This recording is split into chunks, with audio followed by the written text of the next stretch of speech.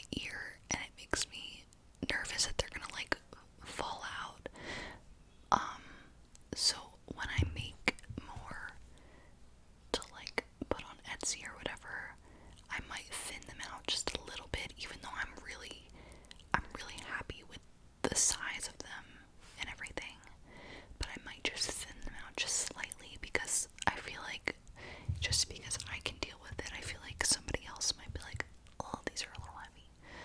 But I made them, and they're cute, little spooky boys.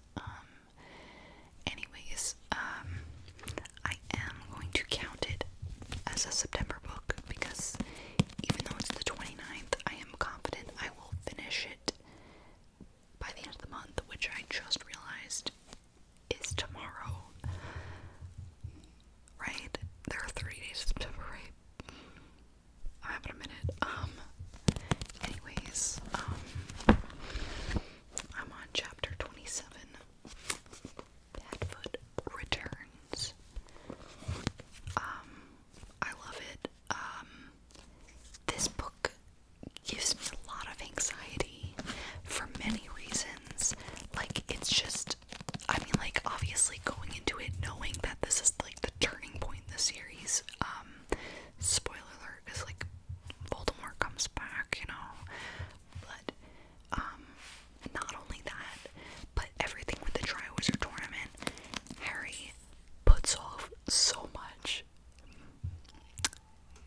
Like, king of procrastination, he puts off like everything for the first two tasks, and it just fills me with so much anxiety because I do the same thing. And like, oh my god, it just gives me bad vibes because I know I do the same thing. And like, if I were in his position, a 14-year-old child put into this death tournament, essentially, I would also be putting off things till the last minute and then panicking, and it's just so fucking stressful. But I do love it. Also, another thing that I think that's why I couldn't fly through this, because like I know Harry Potter backwards and forwards, so like reading it is essentially like coming home. So like I'm able to read through it quicker than I am with other books because I know it and I'm enjoying it. But another thing that was stressing me out with it, or giving me bad vibes, whatever, is when Harry and Ron stop talking for a few chapters. Like, it just, I'm sorry, my nose is itchy. It's like very warm in my room right now. It just, it gives me bad vibes. I can't explain it. It's like, it makes me very uncomfortable when him and Ron aren't speaking to each other. Because it just, nothing feels right with the world. And,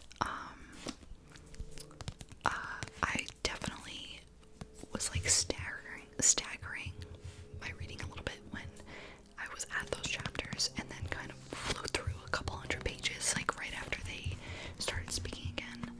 But it gives me the same feeling like in Gilmore Girls, spoiler alert, Gilmore Girls, whatever, season 6, like the first few episodes where Lorelai and Rory aren't speaking to each other. It makes me so uncomfortable because like it just doesn't feel right, and that's how I feel about with Harry and Ron when they're not speaking. It's like, ugh, something's not right, like, ugh. But anyways, love it. There's just so much in it that I wish made it into the movies. And just, there's also things that I sometimes forget because I'll go a couple years without reading the books, and then, but I'll watch the movies more often. And,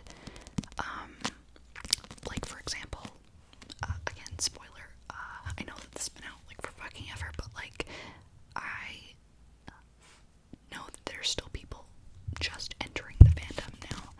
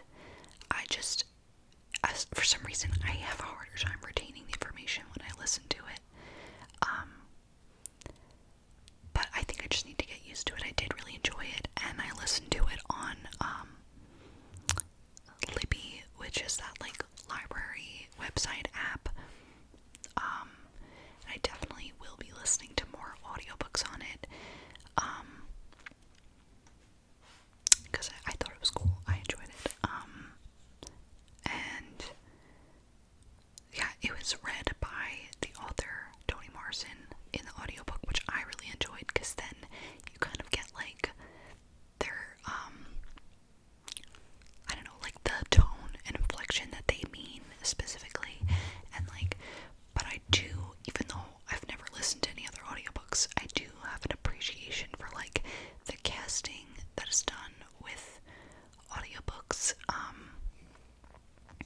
and like things like that, voice acting and everything. So like I think it's really cool, and I look forward to listening to other different types of audiobooks. But I thought it was nice that it was read by the author. I also read the Shadow and Bone Trilogy. Of course, first, I probably should have taken it out of this box first.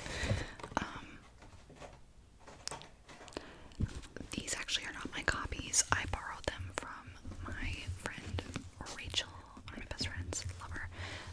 She'd been wanting me to read these for a while, and I just never got around to it, so she let me borrow hers, and I liked it. This is the series by Lee Bardugo.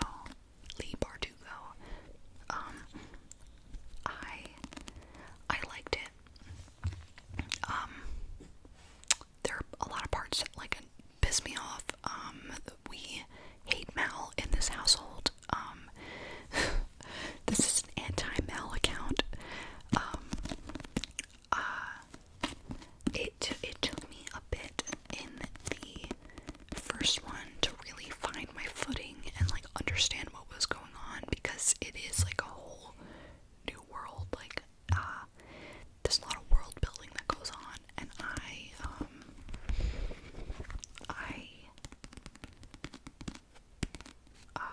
it took me a minute to get into it, but then I finally was getting it, and then even then it took me like at least until some point in the second book, and by the third I was definitely very familiar with the different like the small sciences, like I don't even know how to actually pronounce a lot of these, but like the corporal key, ethereal key, I hope I'm saying those right. I need to watch the show, maybe that'll help me. Material key. So like when they started name dropping like, oh, the squallers, the inferni, the heartrenders, like I knew what they were talking about. The fabricators and things like that. So like when I was reading like the first one and like some of the second one, I was like, I had to stop and think what they were talking, like who they meant. But by the third one, it was just like second nature to me, and I started to understand it. By far my favorite of the covers, at least of this edition, I don't know what the other ones look like, is the second one, Siege and Storm. I remember when I first opened this one, I was so taken aback, and I was like, what? That's beautiful. I really want to make like paintings based off the covers now, but Siege and Storm, it took a bit for Nikolai to grow on me, but he did, and I really want to read, what is it called?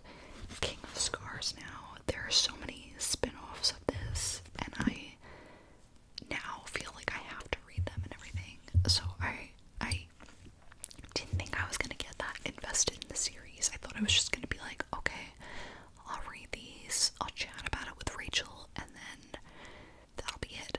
But that didn't happen, and I ended up sending her, when I finished it and realized I wanted to read more, I was like, I sent her that little girl that's like, thanks a lot, Rachel, thanks a lot. But yeah, I'm very intrigued by how Nikolai's story carries on after Ruin and Rising, which is the third one.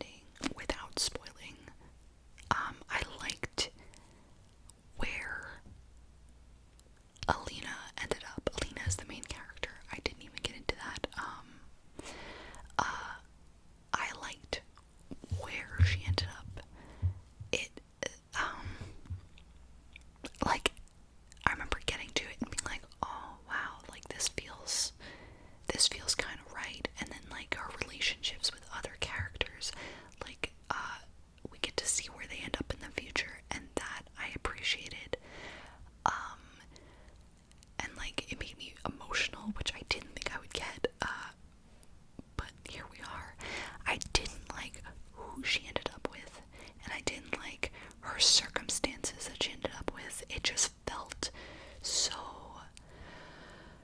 like disappointing, especially since the person she ended up with didn't like that he was like intimidated by her powers and stuff and all this stuff. My storage is almost full, which means I'm gonna have a problem getting this video out. Anyways, it was very disappointing to me, and it made me kind of angry, but whatever. So there's that. The Darkling. Okay. The best way I could ever describe how I feel about the Darkling is that, that TikTok sound that's like, this man is disgusting, he's horrible, he's terrible, I can't stand him, would I want to know him? No. Would I sleep with him? Yeah, big time.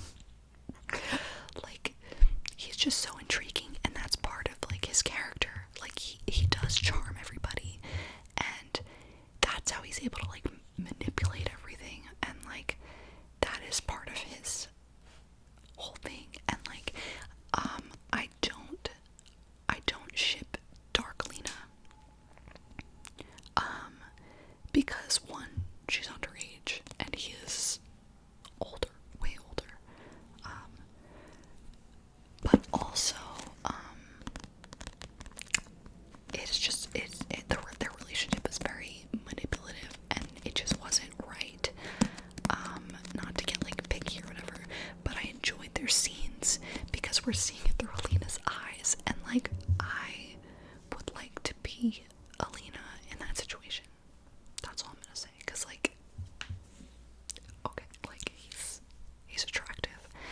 Also, it does not hurt that Ben Barnes is playing him in this series, and that is like a big motivation for me to be to watch the series, because I just want to see him as the Darkling, because he's an attractive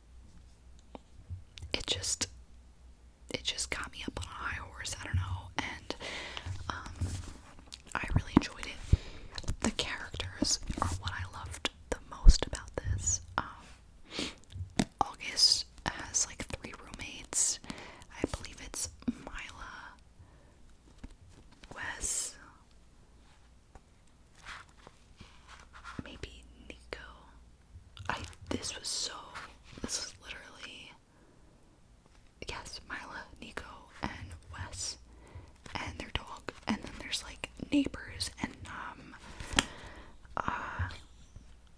the people who work at the diner. There's just so much. I absolutely fell in love with every single character. I loved them so much, and a lot of it felt really realistic because the main character is my age, 23, and in her friend group dynamic, like, even like a lot of the dialogue and a lot of like even like their group messages, like together in a group chat, they felt very reminiscent of things that like me and my friends would say to each other. So it felt real, and it really put me into the story on like a deeper level than I would be, and I loved it. I loved all of the characters. It was a lot steamier than I thought it would be, because going into it, you know that like it takes place on the train, and that Jane is stuck on the train essentially, and in a time loop, whatever. So like, even though I knew there was gonna be romance, I didn't expect it to be so steamy, given the location that I knew of going into it. But they surprised me. They really did. Anyways, loved it. Absolutely. Highly recommend. I'm trying to think if there's anything else I meant to say about it. Oh, I did cry a lot. I cried and laughed a lot. That is like a big thing lately that I just love to do with books. Like, if it can make me laugh and cry, I'm sold. Like, that's just the best of both worlds. But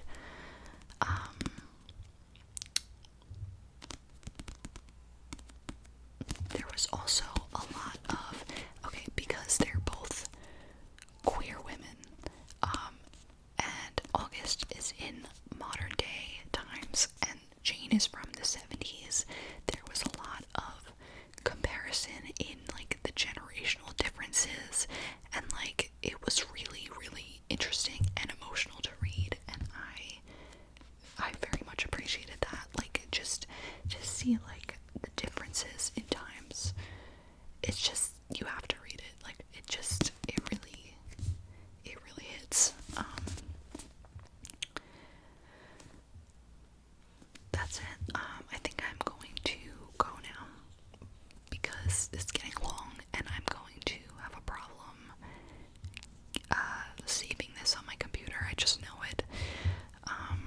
Also, I got at TJ Maxx a few weeks ago I got a set of lip balms that are just like clear, like just nothing, but they're soft, and they all have different Halloween designs on them, and they all have different scents. This one is pumpkin spice. What I like about it is that you can smell it more than taste it, because like, I feel like good smelling things don't always taste like they're supposed to, you know what I mean? Like, so there's not like a taste to it, but there is a smell. So it's just a fun little treat. This one is pumpkin spice. I don't know if I said that.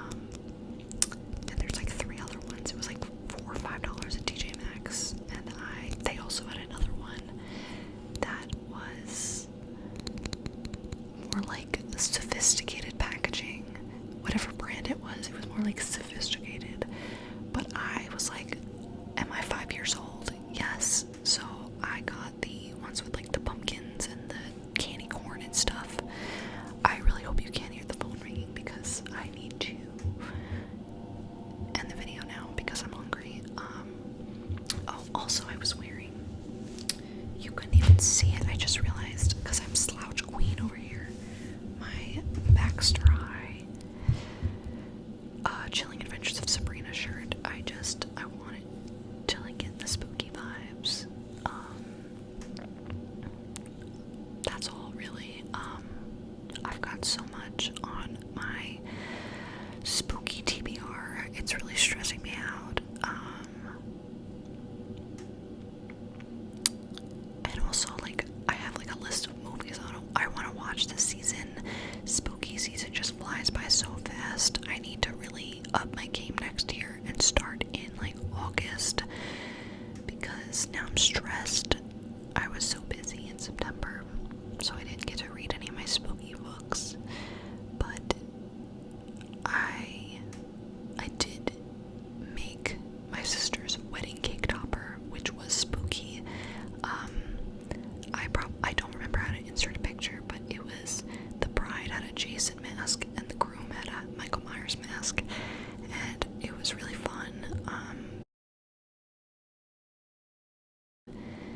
And it just, at least that was spooky vibes, you know what I'm saying? So, yeah, I'm gonna go. This is getting long. So, I will hopefully see you soon with like a spookier video. And hopefully I'll read more spooky season stuff. And let me know what you're reading, and let me know your if there's any spooky books you're looking to read soon. And I don't know, comment about like Halloween shit